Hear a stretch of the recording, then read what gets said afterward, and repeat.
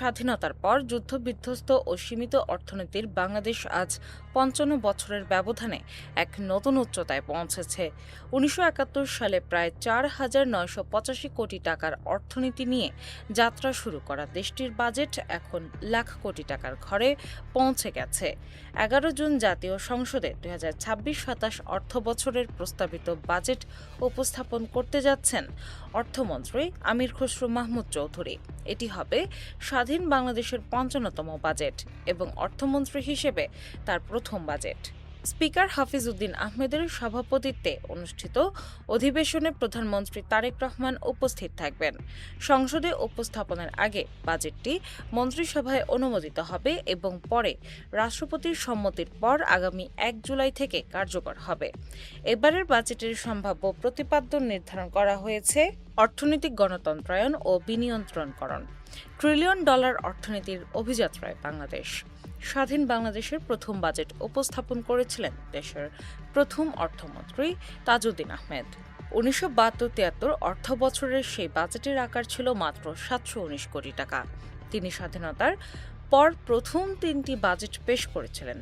তবে এরও আগে ১৯৭১ সালের ১৯ জুলাই মুজিবনগর সরকার দৈনন্দিন ও জরুরি ব্যয় নির্বাহের জন্য একটি অন্তর্বর্তীকালীন বাজেট ঘোষণা করেছিল।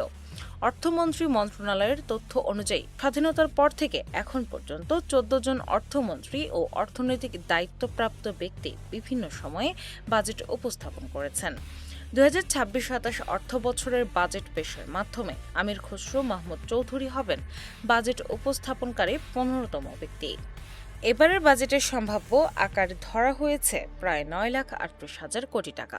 স্বাধীনতার প্রথম বাজেটের তুলনায় এটি প্রায় ১,৩০৩ গুণ বড়, যা বাংলাদেশের অর্থনৈতিক অগ্রগতির একটি গুরুত্বপূর্ণ মাইলফলক হিসেবে বিবেচিত হচ্ছে। সর্বশেষ ২০২৫-২৬ অর্থ বছরের বাজেট উপস্থাপন করেছিলেন অন্তর্বর্তী সরকারের অর্থ উপদেষ্টা ড. সালেউদ্দিন আহমেদ। তার প্রস্তাবিত বাজেটের আকার ছিল ৭,৯০,০০০ কোটি টাকা, যা আগের অর্থ বছরের তুলনায় ৭,০০০ কোটি টাকা কম ছিল। ফলে দেশের ইতিহাসে প্রথমবারের মতো আগের বছরের তুলনায় ছোট আকারের বাজেট উপস্থাপিত হয়। এর আগে ২০২৪-২৫ অর্থ বছরে ৭,৯৭,০০০ কোটি টাকার বাজেট পেশ করেছিলেন তৎকালীন অর্থমন্ত্রী আবুল হাসান মাহমুদ আলী। তার আগে টানা ৫টি বাজেট উপস্থাপন করেন আহম মুস্তফা কামাল। বাংলাদেশের বাজেট ইতিহাসে সবচেয়ে বেশি বাজেট উপস্থাপনের রেকর্ড যৌথভাবে রয়েছে আব্দুল মহিত ও এম সাইফুর রহমানের। দুইজনই বিভিন্ন মেয়াদে ১২টি করে বাজেট পেশ করেছেন। এছাড়া আব্দুল মহিত টানা ১০টি বাজেট উপস্থাপন করে একটি অনন্য রেকর্ড করেছিলেন।